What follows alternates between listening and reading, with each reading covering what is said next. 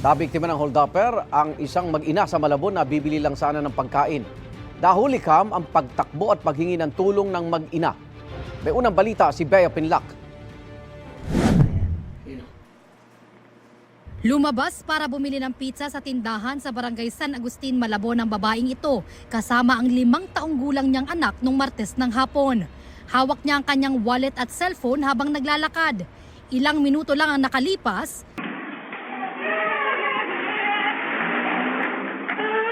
nakitang umiiyak habang tumatakbo pabalik ang mag-ina. Wala nang bitbit na wallet at cellphone ang babae. Paglabas po namin doon, sa may iskinita na yun, bigla na lang po akong inano ng lalaki. Hindi na po ako nakakilos, makasigaw dahil hawak niya po yung anak ko.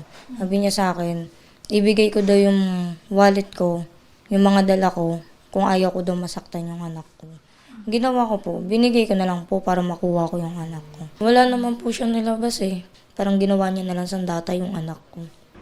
Ang lalaki, tumakbo bitbit ang tinangay niyang cellphone at wallet. Sumakay siya sa motorsiklo at tuluyang tumakas. Mabilis, nakamotor pala, may getaway na motor. Yung hold-upper. Ang mag-ina naman, humingi ng tulong sa mga kapitbahay at tauhan ng barangay.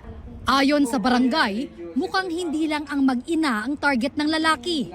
Sa backtracking ng mga otoridad sa CCTV, nakuha na ng salarin na naglalakad sa General Luna Street bago ang insidente.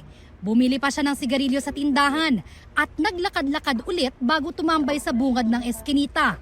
Hanggang nakita niya ang lalaking ito na nagse-cellphone.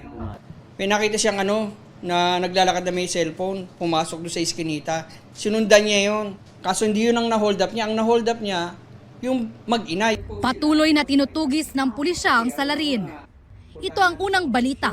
Bea Pinlac para sa GMA Integrated News. Igan, mauna ka sa mga balita, mag-subscribe na sa GMA Integrated News sa YouTube para sa iba't ibang ulat sa ating bansa.